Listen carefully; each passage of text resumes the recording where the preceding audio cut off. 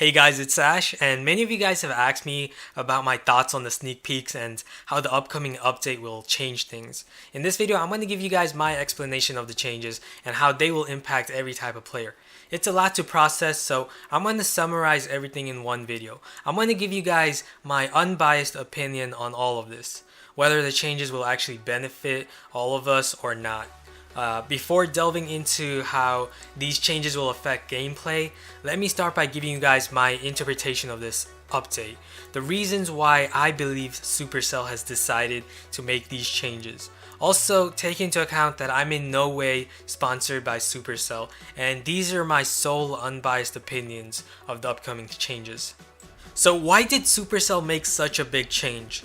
Well, Supercell will never outright admit that it wasn't their intention to make this change, but in actuality, they didn't want this. Believe it or not, Supercell would much prefer having how things were to make their players happy and have them continue to play and enjoy the game.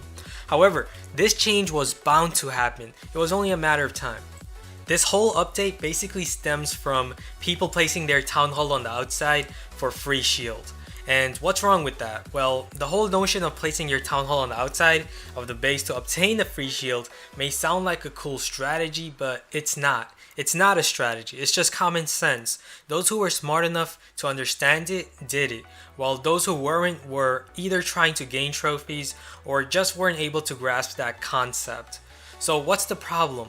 Well, the problem is that Supercell never intended for this to be a strategy in the game.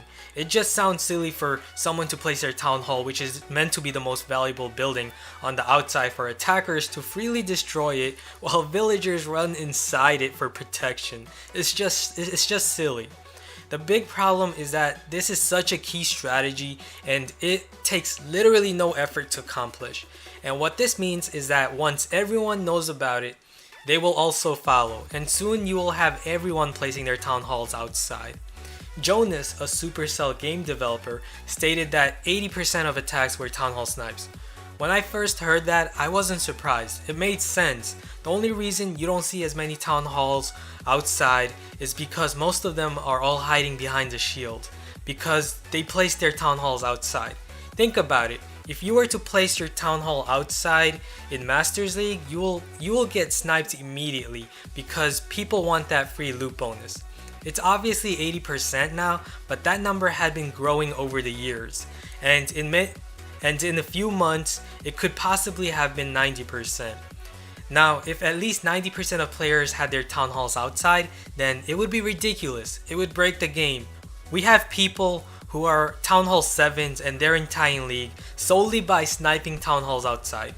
We have people farming in Masters who simply just search for Town Halls on the outside just to get that loot bonus. As a competitive player who values skill and strategy, I'm opposed to these methods of farming and trophy pushing. So then, why did it take so long for Supercell to fix this problem? Well, believe it or not, Supercell was well aware of this problem since the early days of when they first created the game. So why didn't they fix the problem there and then? They didn't fix this problem earlier because they knew that it was popular among many players and that the formula of the game has been working perfectly. It made them the top game in the App Store, amassing millions of dollars, so they didn't want to risk tampering the formula and losing millions of players. So then why make the changes now? The reason Supercell has decided that it's about time they fix this problem is because they've already established themselves as the premier mobile app game, and because it was bound to happen. They had to fix this problem sooner or later for the overall health of the game. Not only because of that, they know that this has been a very hyped up update with lots of great content ahead, so they felt that it was the right time to introduce these changes that may not appeal to a large population of their players. They have a way to compensate for it with the new content.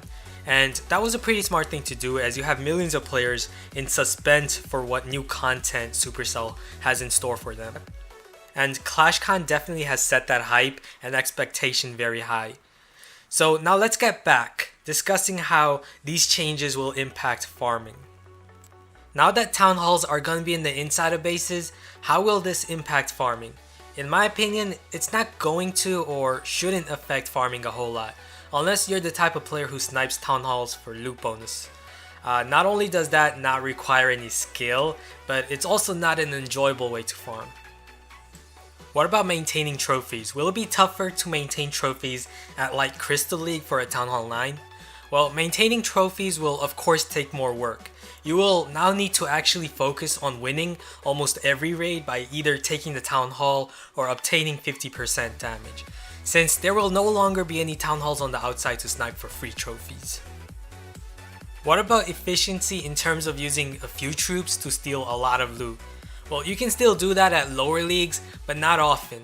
However, you will not be able to always do it, as otherwise you will quickly lose a lot of trophies and probably fall to Bronze League. Thus, you will still need to focus on winning more, while you will not be able to efficiently farm at higher leagues such as Crystal with an incomplete army, as you will lose trophies too quickly and not be able to regain them quick enough. Will I still be able to attack dead bases for loot? Yes, you can still search for and attack loaded collectors on the outskirts of a base. No defender will place their Town Hall on the outside anymore, as they will not only lose trophies and resource, as the Town Hall is now considered another storage unit, but will also not be given a shield.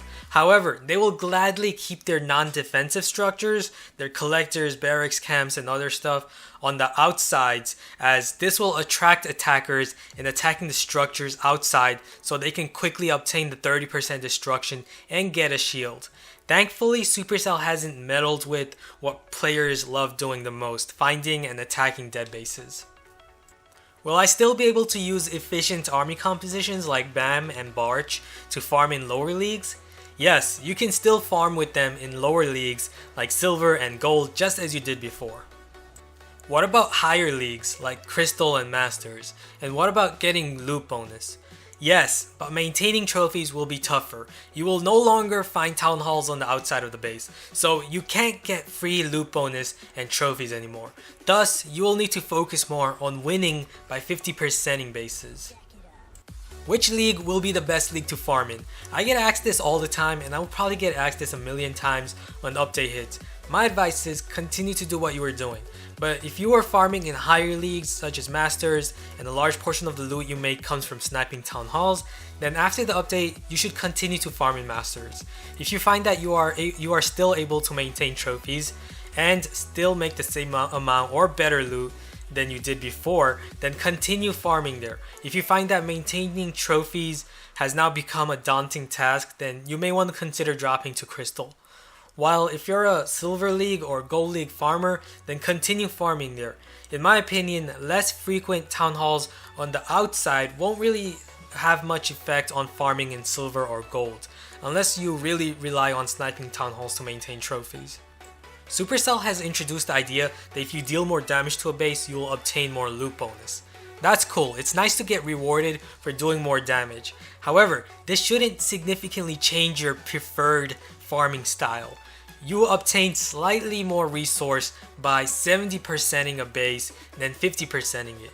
This does not mean that you should start utilizing stronger troops like wizards instead of archers. Why? Because you still need to consider efficiency. A wizard takes 8 minutes to train, so even though it will allow you to deal more damage to a base and possibly get more loot bonus, you will not be able to raid as much if you were to use archers instead. Supercell wants to stress more skill involved in attacks, by using weaker troops, more efficient troops to effectively destroy bases will continue to reward you with more resource quicker. And it should always be like that, as it requires more skill to defeat a base with weaker troops. Now that the Town Hall offers loot, should we now focus on core diving to farm? Yes and no. You will need to weigh your options, your risk versus reward when breaking inside a base. More attackers will definitely start core diving more. You should cook stronger armies overnight to use them when you wake up in the morning, or if you're planning to log off for more than 30 minutes. You will very likely earn a favorable profit this way if you can successfully core a base. Also, if you are using your Archer Queen to farm with and are looking for an efficient army to farm with and break inside the bases, then go with the standard Giants with Barch or Giants with Bam army, which utilizes Giants, Barbarians, Archers, Wall Breakers, and sometimes Minions. With this, you can not only attack loaded collectors on the outside of a base, but have the option to break inside the base with wall breakers and have your giants and barbarians shield your archer queen. What about our old farming bases that has town halls outside? How will we get shield and protect our resource? Well, the most game-changing aspect of this update is not farming, it's defending. You can no longer obtain free shields by placing your town hall on the outside of the base. So what do? Well, I will definitely be working on new farming bases for Town Hall 8, 9, 10, and 11 players to go along with these changes once the update hits. So look out for that. Getting shields will definitely not be as easy anymore, but this just means that you'll have to attack to retrieve your losses. Also note that you won't lose all your shield if you choose to attack after obtaining shield. So for example, if you went on defense and lost 200,000 gold and 200,000 elixir and got hit by 60% damage, then you'll receive a 14-hour shield. You can then go nexting and browsing for a base to attack to make up for your losses. You will not lose shield from nexting. However, once you attack a base, you will lose 3 hours of shield. So say from your attack you obtained 200,000 gold and 200,000 elixir. So overall you made up for your losses, and at the same time you only lost 3 hours of shield. So you still have 11 hours of shield left.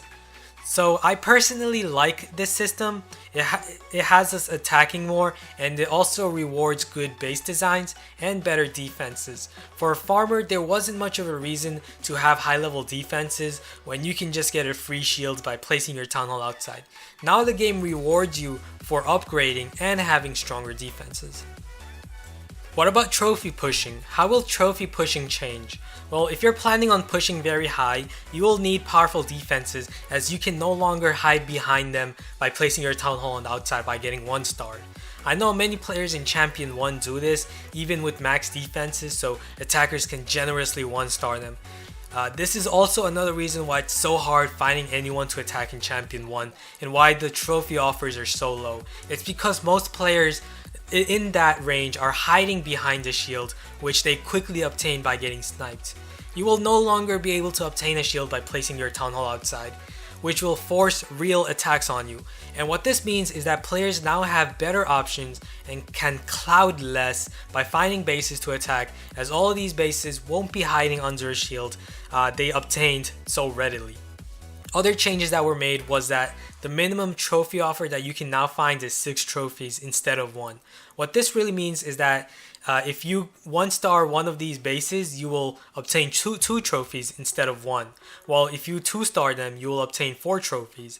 And I really like this. It was much needed for players in Titan and Legend Leagues, as it rewards you with more trophies by getting more stars, instead of these attackers 2 or 3 starring these bases and only getting rewarded with 1 trophy. Even if you're a poor attacker, all you needed to do was 1 star bases to get to legend. And I really think that that needs to be fixed, as well as the ridiculous trophy losses on defense. Well, that will be all that I'll talk about in this video. Hopefully it was a very informative video. As a last note, I just want to assure you guys that the game isn't dying in any way. It will only get better from here, and we can start to see more competitive, fun, and strategic attacks while also having fun and making tons of resources by farming. I just hope Supercell continues to walk in the right path. Thanks for watching, guys. Don't forget to like, comment, subscribe if you haven't. If you guys have any questions, feel free to ask, and I'll try my best to answer them. I'll see you guys again soon. Take care.